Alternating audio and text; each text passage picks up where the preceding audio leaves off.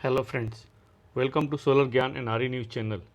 सितंबर 2021 renewable energy के field में related to tendering, आरी generation, renewable energy installed capacity और टेंडरिंग में भी बेसिकली अगर हम लोग देखें तो कौन कौन से नए टेंडर्स आए इस पर्टिकुलर मंथ में और किस पहले वाले टेंडर्स की कौन सी डेट एक्सटेंड हुई, कौन से बिड सबमिशन हुए और किसका रिवर्स ऑक्शन हुआ। तो आइए अब इसके बारे में पूरा डिटेल में डिस्कस करेंगे इस सितंबर 2021 में क्या एक्टिविटी रही रिन्यूएबल एनर्जी के फील्ड में।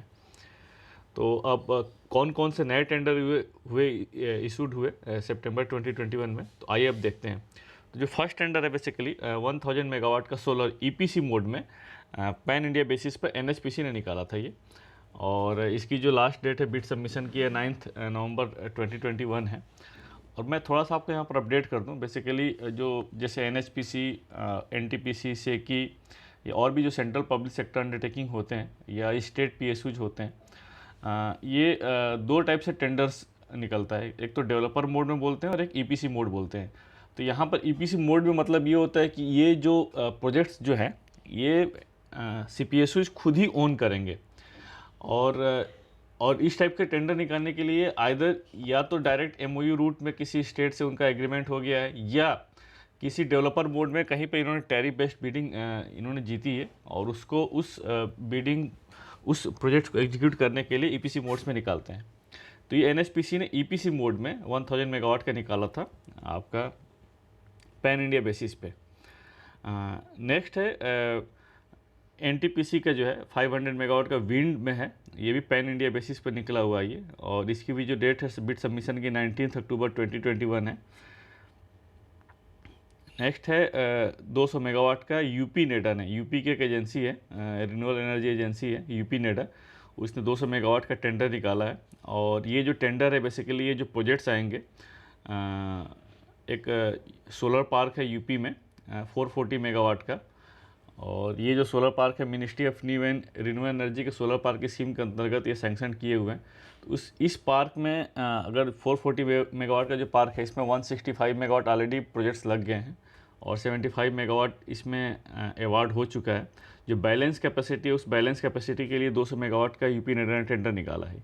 और अगर टेंडर के डिटेल की हम लोग बात करें तो इसकी जो बिड सबमिशन की जो लास्ट डेट थी 4 अक्टूबर 2021 है, और जो इसमें कमीशनिंग टाइम दिया हुआ है मतलब आफ्टर अवार्ड जो डेवलपर जो है प्रोजेक्ट लगाने का जो कमीशनिंग टाइम है date is the 15th month, और जो मिनिमम CUF जो है 17% रखी गई है। इसके अलावा जो परफॉर्मेंस बैंक गारंटी है, परफॉर्मेंस बैंक गारंटी जो इसमें रखा गया है इस टेंडर में 10 लाख पर मेगावाट रखा गया है, और टैरिफ भी इसमें सीलिंग रखी गई है। जो मैक्सिमम टैरिफ जो इसमें आप कोट कर सकते हैं date is the 3 rupees per unit. तो ये पर्टिकुलर इस टेंडर के डिटेल के बारे में रहा। उसके बाद हम लोग बात करते हैं 4th नंबर पर जो है 45 मेगावाट का सोलर, ये भी ईपीसी मोड में ही है जो कि एनएचपीसी ने निकाला यूपी के लिए, और इसमें जो बिड सबमिशन की जो डेट है आपका 22 अक्टूबर 2021 है, और कमीशनिंग टाइम जो इसमें दिया हुआ है डेवलपर को 12 मंथ दिया हुआ है, और परफॉर्मेंस बैंक गारंटी जो है 3% ऑफ द कॉन्ट्रैक्ट वैल्यू। इसमें मिनिस्ट्री ऑफ फाइनेंस ने एक नोटिफिकेशन निकाला था परफॉर्मेंस बैंक गारंटी के ऊपर, ये कोविड वाली सिचुएशन को लेकर के, इसमें कि 3% से ज़्यादा आप कॉन्ट्रैक्ट वैल्यू नहीं ले सकते हैं जो सेंट्रल एजेंसीज़ हैं। तो उसी बेसिस पर जो जितने सेंट्रल एजेंसीज़ हैं जो भी टेंडर निकालती हैं तो वो कॉन्ट्रैक्ट वैल्यू जनरली 3% ही अभी आज की डेट में रख रही हैं। जो आपका नेक्स्ट टेंडर है वो 40 मेगावाट का सोलर ईपीसी मोड में ही है, कोल लिग्नाइट ने निकाला है छत्तीसगढ़ के लिए, और ये बेसिकली छत्तीसगढ़ में 2 डिस्ट्रिक्ट है, वो 2 लोकेशंस के लिए है ये। इसमें जो बिड सबमिशन की डेट है आपका 15 अक्टूबर 2021 है, और जो प्रोजेक्ट कंप्लीट करने का टाइम है दैट इज़ द 9 मंथ्स। उसके बाद जो नेक्स्ट जो टेंडर है ये थोड़ा सा यूनिक टेंडर है, विद बैटरी स्टोरेज है। जो ये Gujarat state electricity corporation limited, ये जो गुजरात की कंपनी है स्टेट पीएसयू है, उससे टेंडर निकाला है 35 मेगावाट का सोलर, वो भी ईपीसी मोड में, with battery storage of 57 megawatt hour. और इसकी जो इस टेंडर की जो स्पेसिफिकेशन है, जो खासियत है, एक तो ये है कि आपका बिड सबमिशन की जो डेट इसमें रखी गई है 12 अक्टूबर 2021 रखी गई है, और प्रोजेक्ट कंप्लीट करने का ड्यूरेशन जो है 18 मंथ्स है, और जो इसमें मिनिमम CUF जो रखा गया है 22% है, और जो इसमें EMD अमाउंट रखा गया है EMD अमाउंट है 2.5 करोड़ पर, नॉट पर मेगावाट, 2.5 करोड़ है, और परफॉर्मेंस बैंक गारंटी जो है 10% of the EPC contract value जो है इसमें रखा गया है। उसके बाद जो टेंडर है आपका 25 मेगावाट का सोलर ईपीसी मोड में, ये कर्नाटका में निकला है। और कर्नाटका में जो वहाँ पर जो एक स्मार्ट सिटी है शिवमोगा स्मार्ट सिटी लिमिटेड, उसने निकाला ये। और अगर टेंडर्स के डिटेल्स के बारे में बात करें तो इसमें भी जो है बिड सबमिशन की जो लास्ट डेट है 18 अक्टूबर 2021 है। और प्रोजेक्ट कंप्लीट करने का जो ड्यूरेशन है 9 मंथ्स है। इसमें जो ईएमडी अमाउंट रखा गया है डेट इज़ द 1.5 करोड़, और जो परफॉर्मेंस बैंक गारंटी है 2.5 करोड़ रखा गया है इसमें। इसके अलावा ये तो एक्चुअली ये जो टेंडर जो है, बेसिकली टेंडर को मैंने दो कैटेगरी में डिवाइड किया हुआ है। एक तो ये बड़े टेंडर हैं जिसमें कैपेसिटी बड़ी है। उसके अलावा जो छोटे टेंडर्स आते हैं, तो छोटे टेंडर्स में एक तो छोटे सोलर प्रोजेक्ट्स हो गए, प्लस जो रूफटॉप वाले प्रोजेक्ट्स हो गए, उनको रखा गया है। तो आइए जो नेक्स्ट है इस पे जो स्मॉल स्केल और जो रूफटॉप टेंडर्स, उसके बारे में डिस्कस करते हैं। तो आपका जो इसमें जो फर्स्ट टेंडर है आपका 10 मेगावाट का रूफटॉप सोलर में, ये गेस्कॉम, ये कर्नाटका की जो डिस्कॉम है उसने निकाला हुआ है। और इसकी अगर टेंडर्स के डिटेल्स के बारे में बात करें तो इसका जो बिड सबमिशन डेट है आपका 24 सितंबर 2021 है। और प्रोजेक्ट कंप्लीट करने का जो duration date is the 5 months. उसके बाद जो नेक्स्ट टेंडर है आपका 5 मेगावाट का सोलर रूफटॉप में निकला है। और पंजाब की एक एजेंसी है, पंजाब एनर्जी डेवलपमेंट एजेंसी, उसने निकाला हुआ है। और थोड़ा सा मैं आपको यहाँ पर ये बता दूं कि जो रूफटॉप में जो टेंडर्स निकलते हैं बेसिकली दो मोड्स में निकलते हैं। एक तो रेस्को मोड में निकलता है और एक कैपेक्स मोड में निकलता है। तो रेस्को और कैपेक्स में डिफरेंस ये होता है, अगर कोई रूफटॉप ओनर है और खुद ही अपना सोलर प्रोजेक्ट्स लगाना चाहता है, खुद ही इन्वेस्टमेंट करना चाहता है, तो वो कैपेक्स मोड उसको बोलते हैं। और कैपेक्स में उसका इन्वेस्टमेंट खुद का ही रहेगा और जो भी इलेक्ट्रिसिटी जनरेट होगी वो अपना पूरा कंज्यूम करेगा। उसके बाद फिर देखते हैं नेट मीटरिंग ग्रॉस मीटरिंग वाला क्या कॉन्सेप्ट है, वो डिफरेंट है। लेकिन जो रेस्को मोड होता है, तो आप मान लीजिए रूफटॉप ओनर हैं और आप इन्वेस्टमेंट नहीं करना चाहते हैं, तो आपके बिहाफ पर इन्वेस्टमेंट कोई दूसरा करेगा, कोई डेवलपर इन्वेस्टमेंट करेगा, रूफटॉप लगाएगा, और आपके और इसके बीच में एग्रीमेंट हो जाएगा। जो भी उसके जो इलेक्ट्रिसिटी जनरेट होगी, जो म्यूचुअल टैरिफ डिसाइड होगा, वो म्यूचुअल टैरिफ पर आपको इलेक्ट्रिसिटी आपको सेल करेगा। तो दैट इज़ द रेस्को मोड, मतलब इन्वेस्टमेंट आपका नहीं है, आपके बिहाफ पर इन्वेस्टमेंट कोई और कर रहा है। कैपेक्स मोड में इन्वेस्टमेंट आप कर रहे हैं। इसके बाद जो आपका नेक्स्ट टेंडर है 2.9 मेगावाट का सोलर रूफटॉप पे ही है। हरियाणा की कंपनी है Indian synthetic rubber private limited, उसने निकाला हुआ है। और इसमें जो बिड सबमिशन की जो डेट है आपका 9 अक्टूबर 2021 है। और अगर टेंडर के डिटेल के बारे में बात करते हैं तो इसमें जो बिड सबमिशन की डेट है आपका 9 अक्टूबर 2021 है। और प्रोजेक्ट कंप्लीट करने का जो ड्यूरेशन है 4 मंथ्स है। उसमें CUF जो रखा गया 20.7% या ज़्यादा रखा गया, मिनिमम CUF मतलब 20.7% है। और इसमें जो EMD अमाउंट है डेट इज़ द 5 lakhs है आपका, और performance bank guarantee 10% of the total contract value है। उसके बाद आते हैं आपका नेक्स्ट जो टेंडर आपका 2 मेगावाट का सोलर EPC में ऑटो कास्ट लिमिटेड, जो केरला की कंपनी है, उसने निकाला हुआ है। और इसमें अगर डिटेल की बात करते हैं, टेंडर डिटेल की बात करते हैं, तो इसमें बिड सबमिशन की जो डेट है आपका 8 अक्टूबर 2021 है। और इसमें जो प्रोजेक्ट कंप्लीट करने का ड्यूरेशन है 9 मंथ है। और जो मिनिमम CUF है डेट इज़ द 19%। इसमें जो EMD अमाउंट है आपका 2 lakhs है, और performance bank guarantee 10% of the contract value है। उसके बाद आपका जो टेंडर है 1.73 मेगावाट का सोलर EPC मोड में है। डिपार्टमेंट ऑफ एटॉमिक एनर्जी उसने निकाला है तमिलनाडु के लिए। और इसकी जो बिड सबमिशन की डेट है इसमें 20 अक्टूबर 2021 है। और प्रोजेक्ट कंप्लीट करने का ड्यूरेशन जो है 8 मंथ्स है आपका। उसके बाद है आपका 1.3 मेगावाट का सोलर EPC मोड में, ये स्मॉल स्केल सोलर प्रोजेक्ट्स हैं, HPCL ने निकाला है कर्नाटका के लिए। और इसमें जो बिड सबमिशन की डेट है आपका 13 अक्टूबर 2021 है। और इसमें प्रोजेक्ट कंप्लीट करने का जो ड्यूरेशन है 5 मंथ्स है। और CUF जो इसमें रखा गया 19.5% है। तो ये आपका बेसिकली जो छोटे स्केल और रूफटॉप के जो टेंडर के जो अपडेट था उसके बारे में है। अब नेक्स्ट चलते हैं इस कौन कौन से टेंडर्स की डेट एक्सटेंड हुई। जो पुराने टेंडर्स निकले हुए हैं उसमें से बहुत सारे टेंडर्स की डेट इसमें एक्सटेंड हुई है, तो उसके बारे में डिस्कस कर लेते हैं।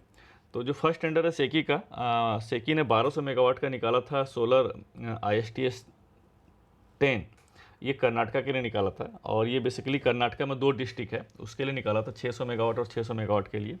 और ये जुलाई 2021 में ये टेंडर इशू हुआ था, जिसकी डेट जो है एक्सटेंड करके 4 अक्टूबर 2021 कर दी गई है। और उसके बाद जो नेक्स्ट टेंडर है आपका NTPC का है 1000 मेगावाट का सोलर, जो है ये पैन इंडिया बेसिस पे निकाला था, अप्रैल में टेंडर निकाला था ये, और जिसकी डेट एक्सटेंड करके 19 अक्टूबर 2021 कर दी गई है। थोड़ा सा मैं आपको यहाँ पर अपडेट कर दूँ, जो इसमें पैन इंडिया बेसिस पे ISTS और जो इंटर स्टेट एक्चुअली होता क्या है।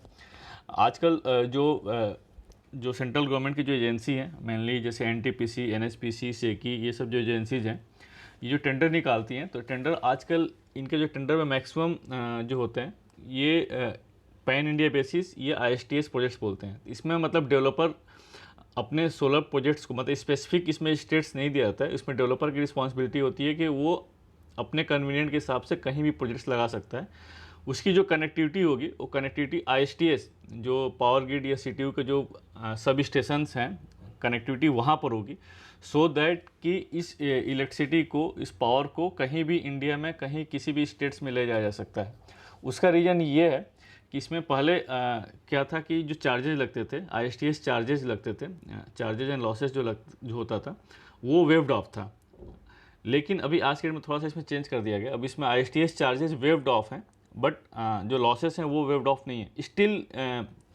स्टिल ये भी काफ़ी कन्वीनियंट है, इसलिए इसमें डेवलपर्स कहीं भी प्रोजेक्ट्स लगा सकता है और कोई भी डिस्कॉम कहीं से भी ले सकता है अगर ISTS है, और इसमें फ्री है चार्जेस। ये सारे जो चार्जेस होते हैं बेसिकली सोशलाइज हो जाते हैं, तो इसलिए इसको पैन इंडिया बेसिस पे बोला जाता है। तो इसमें डेवलपर की रिस्पॉन्सिबिलिटी है कि प्रोजेक्ट्स कहीं भी लगाएं। तो NTPC ने जो निकाला था 1000 मेगावाट का सोलर, जो पैन इंडिया बेसिस पर अप्रैल में निकला था, इसकी जो डेट है 19 अक्टूबर 2021 कर दी गई है। उसके बाद नेक्स्ट है आपका REMCL, ये रेलवे की एक एजेंसी है। REMCL ने 740 मेगावाट का निकाला था सोलर का पैन इंडिया बेसिस पर। और इसमें जो प्रोजेक्ट्स जो लगेंगे पैन इंडिया बेसिस पर, क्योंकि रेलवे के पास जो है ना ऑल इंडिया बेसिस पर बहुत सारे वैकेंट्स लैंड है, तो ये प्रोजेक्ट्स वहाँ पर लगेंगे। और ये टेंडर आपका जून 21 में आ गया था, जिसकी डेट एक्सटेंड करके 7 अक्टूबर 2021 कर दी गई है। मैं आपको थोड़ा सा यहाँ पर और भी अपडेट कर दूँ। रेलवे मिनिस्ट्री ने ऑलरेडी REMCL को एक मैंडेट दिया है 3000 मेगावाट का सोलर प्रोजेक्ट्स लगाने का on the railway vacant land, जिसकी जो पावर है वो टोटल पावर जो है आपकी रेलवे उसको परचेज करेगा। उसके बाद नेक्स्ट है आपका NHPC का है 600 मेगावाट का, और ये EPC मोड में निकाला था राजस्थान के लिए, और जुलाई में टेंडर निकला था इसका, जिसकी डेट एक्सटेंड करके 5 अक्टूबर 2021 कर दी गई है। उसके बाद है आपका MSDCL का है। MSDCL का ये 500 मेगावाट का विंड का निकला था, महाराष्ट्र के लिए निकला था, ये अगस्त में निकला था टेंडर, जिसकी डेट एक्सटेंड करके 7 अक्टूबर 2021 कर दी गई है। उसके बाद है आपका NHPC का 500 मेगावाट का सोलर EPC मोड में तमिलनाडु में निकला था, ये अगस्त में निकला था, जिसकी डेट एक्सटेंड करके 5 अक्टूबर 2021 कर दी गई है। उसके बाद MSDCL ने 487 मेगावाट का PM कुसुम के कंपोनेंट A में निकाला था, ये अगस्त में ही निकला था, जिसकी डेट एक्सटेंड करके 5 अक्टूबर 2021 कर दी गई है। और फिर उसके बाद MSDCL का 487 मेगावाट का, ये चूँकि यहाँ पर गलत मैंने लिखा दिया, कॉपी पेस्ट का गलत हो गया, ये बेसिकली 487 मेगावाट नहीं है, 300 मेगावाट है विंड का पैन इंडिया बेसिस पर। सोचिए MSDCL क्या है कि आपका महाराष्ट्र का डिस्कॉम है, इसने भी पैन इंडिया बेसिस, मतलब डेवलपर के ऊपर है रिस्पॉन्सिबिलिटी, वो कहीं प्रोजेक्ट्स लगा सकता है, उसकी जो सारी पावर है MSDCL बाई करेगा। तो पैन इंडिया बेसिस पर 300 मेगावाट के लिए आपका विंड के लिए निकाला था, ये अगस्त में निकला था, जिसकी डेट एक्सटेंड करके 5 अक्टूबर 2021 कर दी गई है। उसके बाद जो है आपका REMCL का ही है 210 मेगावाट का पैन इंडिया बेसिस पर अगस्त में टेंडर निकला था, जिसकी डेट एक्सटेंड करके 21 अक्टूबर 2021 कर दी गई है। उसके बाद सेकी का है 100 मेगावाट का है ये सोलर EPC मोड में निकाला था, छत्तीसगढ़ के लिए निकाला था, इसकी जो टोटल पावर है सारी छत्तीसगढ़ लगी, और जुलाई में टेंडर निकला था इसका, जिसकी डेट एक्सटेंड करके 12 अक्टूबर 2021 कर दी गई है। उसके बाद NHPC का है 100 मेगावाट का सोलर EPC में, फ्लोटिंग सोलर है ये, बेसिकली उड़ीसा में लगा रहा है ये, अगस्त में टेंडर निकाला था इसका, और जिसकी डेट जो एक्सटेंड करके 7 अक्टूबर 2021 कर दी गई है। उसका फिर NHPC का ही 100 मेगावाट का सोलर EPC में तमिलनाडु में निकला था, ये अगस्त में निकाला था टेंडर ये, जिसकी डेट एक्सटेंड करके 6 अक्टूबर 2021 कर दी गई है। सेकी का 50 मेगावाट का टेंडर निकाला था तमिलनाडु के लिए, सोलर PV एंड एग्रो, ये जनवरी में ही टेंडर निकला था इसका, ये काफ़ी पुराना टेंडर हो गया आपका, देख लीजिए 8-9 महीना पुराना टेंडर है, और जिसकी डेट एक्सटेंड करके 22 सितंबर 2021 कर दी गई है। उसके बाद NHPC ने फ्लोटिंग सोलर केरला के लिए निकाला EPC मोड में 50 मेगावाट का है, जो जून में निकला था टेंडर ये, जिसकी डेट एक्सटेंड करके 22 अक्टूबर 2021 कर दी गई है। उसके बाद सेकी का एक बहुत ही पुराना टेंडर है 15 मेगावाट का फ्लोटिंग सोलर, जो कि हिमाचल प्रदेश में आएगा। हिमाचल में भाखरा नांगल बांध का जो एक बिलासपुर डिस्ट्रिक्ट भाई रिजर्वायर है, ये उसी के लिए निकला था टेंडर ये, और आप देख सकते हैं कि जो टेंडर निकला था ये बेसिकली जुलाई 20 में निकला था, मतलब मोर देन 1 ईयर हो गया इसका। इसकी कई बार डेट एक्सटेंड हुई है, फिर दोबारा इन्होंने डेट एक्सटेंड करके 8 नवंबर 2021 कर दी गई है। तो आप देख रहे हैं बहुत सारे टेंडर्स की डेट एक्सटेंड हुई है। उसके बाद हम देखते हैं कि इस पर्टिकुलर मंथ्स में कौन कौन से ऑक्शंस कंप्लीट हुए। तो जो आपका जो है कि IREDA, Indian renewable energy development agency, ये एक नॉन बैंकिंग फाइनेंशियल इंस्टीट्यूशन है जो ministry of new and renewable energy के अंडर में आता है। ये उसने एक टेंडर निकाला था 5000 मेगावाट का CPSU फेज़ 2 ट्रांच 3, जिसका कि ऑक्शन कंप्लीट हो गया। थोड़ा सा मैं आपको यहाँ पर डिटेल बता दूँ। ये basically ministry of new and renewable energy की एक स्कीम है CPSU फेज़ 2। फेज़ 2 इसलिए नाम दिया गया कि जो फेज़ 1 है वो ऑलरेडी कंप्लीट हो गया, 1000 मेगावाट का था, और फेज़ 2 जो निकाला गया है ये 12000 मेगावाट का है। इसमें कंडीशंस ये है कि इसमें केवल सेंट्रल और स्टेट गवर्नमेंट के जो एजेंसीज़ हैं, जो कंपनीज हैं, बस वही पार्टिसिपेट कर सकते हैं। दूसरा, इसमें जो सोलर सेल और मॉड्यूल्स हैं, जो पैनल हैं, वो मेड इन इंडिया होना चाहिए, और डोमेस्टिक मैन्युफैक्चरिंग को बढ़ावा देने के लिए स्कीम लाई गई थी। तो जो ट्रांच 3 इसमें बात करें तो इससे पहले जो इस स्कीम की इम्प्लीमेंटिंग एजेंसी सेकी थी, जो कि अब सेकी से हट करके फिर इसमें इरेडा को इम्प्लीमेंटिंग एजेंसी बना दिया गया है। तो जो फर्स्ट दो ट्रांच थे जो 2 ट्रांच थे, उसका 2 ट्रांच का टेंडर सेकी ने निकाला था, ट्रांच 1 और ट्रांच 2 का। जो थर्ड ट्रांच है इसमें इरेडा ने निकाला है। तो 5000 मेगावाट का जो टेंडर निकला था जनवरी 2021 में, ये उसी का है। और इसका जो ऑक्शन कंप्लीट हुआ तो इसमें ऑक्शन में इसमें टैरिफ इसलिए नहीं दिया रहा कि टैरिफ इसमें ऑलरेडी फिक्स है, 2.45 पर यूनिट है। और इसमें जो VGF अमाउंट है 70 लाख पर मेगावाट, तो VGF अमाउंट पर बिडिंग होती है। जो मिनिमम VGF कोट करता है उसको इसमें प्रोजेक्ट्स मिलता है इसमें। तो इसमें NTPC को 1990 मेगावाट मिला है, और SJVN को 1000 मेगावाट मिला है, NHPC को 1000 मेगावाट मिला है, और NLC इंडिया को 510 मेगावाट मिला है, और इसके बाद इरकॉन को 500 मेगावाट मिला था। टोटल जो आपके हैं 5000 मेगावाट मिल गए। उसके बाद जो आपका नेक्स्ट टेंडर है सेकी का 1200 मेगावाट का टेंडर था, जो कि मई 2021 में निकला था। ये ट्रांच 11 विंड के लिए, ये मध्य प्रदेश के लिए निकला था, और इसका भी ऑक्शन कंप्लीट हो गया, जिसमें कि टैरिफ 2.69 से लेकर के 2.7 पर टैरिफ आया पर यूनिट। और जिसमें अगर हम लोग बात करें किसको कौन सा प्रोजेक्ट मिला है, तो अदानी को 450 मेगावाट मिला है आपका 2.7 पर यूनिट पे। रीनू पावर ने 300 मेगावाट जीता है इसमें 2.69 पर यूनिट पे। और सेम कॉर्प जो कि ग्रीन इंफ्रा के नाम से इसने जो कोटे पार्टिसिपेट किया था, 180 मेगावाट मिला है 2.69 पर यूनिट पे। और एवरग्रीन जो कि अनुपवन रिन्यूअल्स के नाम से इसमें पार्टिसिपेट किया था, 150 मेगावाट मिला है 2.69 पर यूनिट पे। और एज्योर पावर के 120 मेगावाट मिला है 2.7 पर यूनिट पे। तो ये मेजर 2 जो थे जिनका ऑक्शंस कंप्लीट हुआ था इस पर्टिकुलर मंथ में, सितंबर मंथ में। अब नेक्स्ट चलते हैं बिड सबमिशन। तो कौन कौन से टेंडर्स की बिड सबमिशन हुई। तो सेकी का एक बहुत ही पुराना टेंडर था जो कि मार्च 20 में निकला था, RTC round the clock power, जिसमें कि बंडलिंग विद थर्मल्स था इसमें। और ये देखिए बहुत पुराना टेंडर है, मार्च में मोर देन 1 ईयर्स हो गया इसका, जिसमें कि 2500 मेगावाट का था RE plus bundling with thermal power.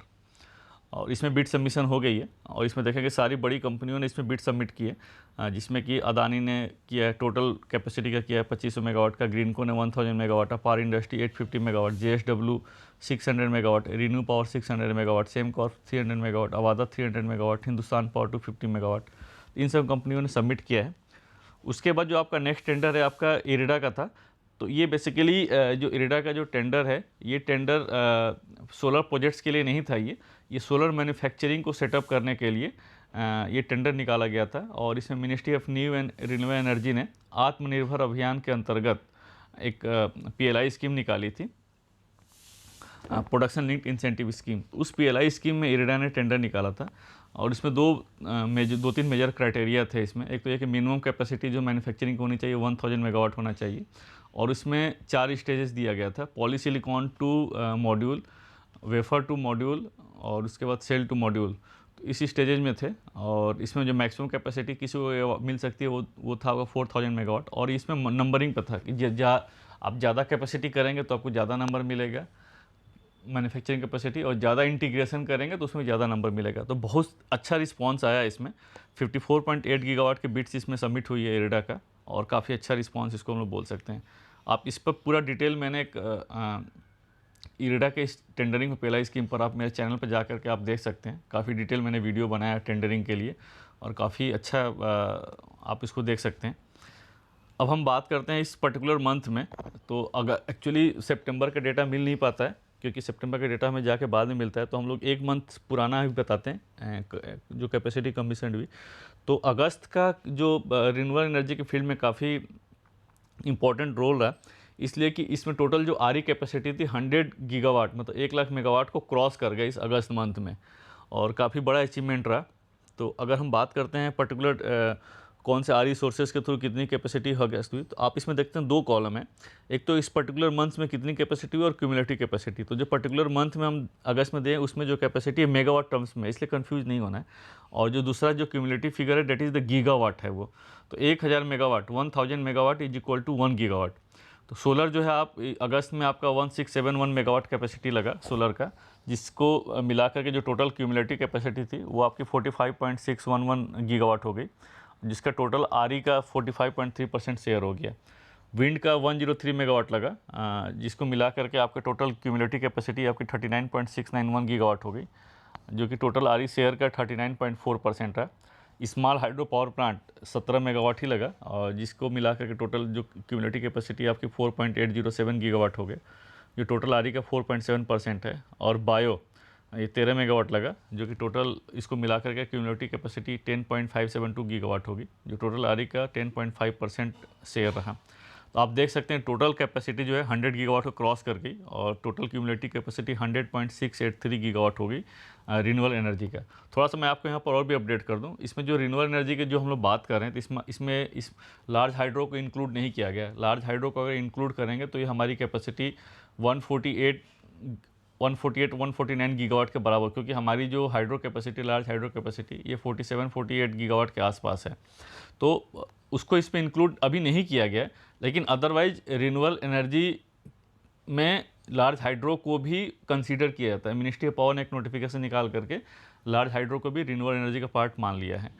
But अभी जो चूँकि मिनिस्ट्री ऑफ रिन्यूएबल एनर्जी के बेसिस पर ये डेटा जो आरई का कंपाइलेशन होता है, तो इसलिए अभी इसमें स्मॉल हाइड्रो पावर को ही कंसीडर किया जा रहा है। अदरवाइज अगर इंडिया पर्सपेक्टिव में बात करेंगे, इंटरनेशनल फोरम में बात करेंगे, तो इसमें लार्ज हाइड्रो को भी कंसीडर किया जाएगा। तो अगर हम इस पर्टिकुलर मंथ से बात करते हैं अगस्त में, तो 1804 मेगावाट कैपेसिटी आई टोटल आरई में, और जिसको मिलाकर के टोटल क्यूमुलेटिव कैपेसिटी 100.683 गीगावाट हो गई, जो कि इंडिया के लिए बहुत बड़ा अचीवमेंट रहा। हमने 100 गीगावाट का जो फिगर था इसको क्रॉस कर गया, और हम सभी जानते हैं कि अभी जो टारगेट है 175 गीगावाट रिन्यूएबल एनर्जी का, जो कि दिसंबर 2022 तक का टारगेट है ये। और कितना अचीव कर पाते हैं वो तो खैर अब आने वाला टाइम ही बताएगा। 175 गीगावाट तो नहीं अचीव कर पाएंगे, लेकिन हो सकता है काफ़ी इसके नज़दीक पहुंच जाए। अगर हम बात करते हैं इस पर्टिकुलर अगस्त मंथ में कितना आरई का जनरेशन रहा, तो इस मंथ में जो जनरेशन रहा टोटल आरई का, वो था आपका 16906.23 मिलियन यूनिट्स जनरेट रहा आपका। और ये जो डेटा मैंने लिया है, बेसिकली ये डेटा ये सेंट्रल इलेक्ट्रिसिटी अथॉरिटी के वेबसाइट से लिया हुआ है, जो कि ऑथेंटिकेटेड डेटा है। उसको मैंने परसेंटेज टर्म्स में बना दिया है, बट एक्चुअली डेटा जो जनरेशन डेटा है वहीं से लिया है। और अगर हम लोग बात करें, अभी हम लोग जस्ट क्या देख रहे थे कि विंड की कैपेसिटी आपकी 39 पॉइंट समथिंग है, और सोलर की जो कैपेसिटी 45 पॉइंट कुछ गीगावाट हो गई है। तो विंड की कैपेसिटी सोलर से कम है, लेकिन फिर भी विंड का जनरेशन काफ़ी इसमें ज़्यादा रहा, और टोटल आरई का जनरेशन का मोर देन 50% आपका विंड से ही आया है ये। तो उसका रीज़न ये है कि जो ये मंथ होता है, जैसे जुलाई अगस्त सितंबर, ये जो मंथ होता है एक्चुअली ये विंडी सीजन होता है, ये मानसून सीजन होता है, विंडी सीजन होता है, तो इसमें विंड का जनरेशन ज़्यादा होता है। तो इस अगस्त मंथ में जो विंड का टोटल जनरेशन रहा आपका 9348 मिलियन यूनिट्स रहा, जो कि टोटल आरई जनरेशन का 55.3% रहा। और सोलर की बात करते हैं तो सोलर का जो जनरेशन रहा आपका 5449.51 मिलियन यूनिट्स रहा, जो कि टोटल आरई जनरेशन का 32.23% रहा। बायोमास आपका जनरेशन रहा 300.44, जो कि टोटल आरई जनरेशन का 1.78% रहा। बगास का आपका 151.57 मिलियन यूनिट रहा, जो कि टोटल जनरेशन का 0.9% रहा। स्मॉल हाइड्रो 1476.14 मिलियन यूनिट्स रहा, जो कि टोटल जनरेशन का 8.73% रहा। और अदर्स में है जो आपके 179.66, जो कि टोटल जनरेशन आपका जो टोटल का 1.06% रहा। तो जो टोटल आरई का जनरेशन रहा, इसमें स्मॉल हाइड्रो पावर प्लांट को ही कंसीडर किया गया, वो 16906.23 मिलियन यूनिट्स रहा।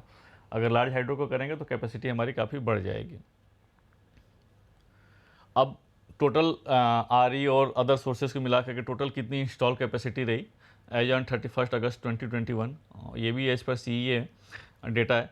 तो टोटल अगर हम लोग बात करते हैं थर्मल की, तो थर्मल की जो कैपेसिटी एज ऑन 31 अगस्त 2021 है वो आपका 2,34,258 मेगावाट रही, जो कि टोटल इंस्टॉल कैपेसिटी का 60.3% शेयर पर रहा। आपका न्यूक्लियर की कैपेसिटी सेम वैसे ही रही, कोई चेंज नहीं हुआ, 6780 मेगावाट रही, जो कि टोटल इंस्टॉल कैपेसिटी का 1.75% रहा। लार्ज हाइड्रो है आपका 46,412.22 मेगावाट, जो कि टोटल इंस्टॉल कैपेसिटी का 11.96% रहा। और RE sources, renewable energy sources, जिसमें कि solar, wind, small hydro, bio, bagasse, ये सब जो आते हैं, इसका जो मिला करके ये 1 लाख मेगावाट क्रॉस कर गया है, जो कि 1,06,83.32 मेगावाट रहा, जो कि टोटल इंस्टॉल कैपेसिटी का 25.94% रहा। तो टोटल जो इंस्टॉल कैपेसिटी है एज ऑन इंडिया की पावर कैपेसिटी जो है आपका 3,88,133.75 मेगावाट। और अगर हम लोग शेयर की बात करते हैं तो टोटल रिन्यूएबल एनर्जी सोर्सेज की अगर स्मॉल हाइड्रो पावर प्लांट को लार्ज हाइड्रो को इंक्लूड नहीं करते तो 25.94% है, और लार्ज हाइड्रो को अगर इंक्लूड करते हैं तो टोटल इंस्टॉल कैपेसिटी का 37.9% हो जाता है हमारी। तो होप दोस्तों आपको मेरा ये वाला वीडियो आपको अच्छा लगा होगा। अगर आपको अच्छा लगा हो तो आप लोग इसको लाइक करिए, सब्सक्राइब करिए, अपने दोस्तों को भी फॉरवर्ड करिए। तब तक के लिए थैंक यू, जय हिंद।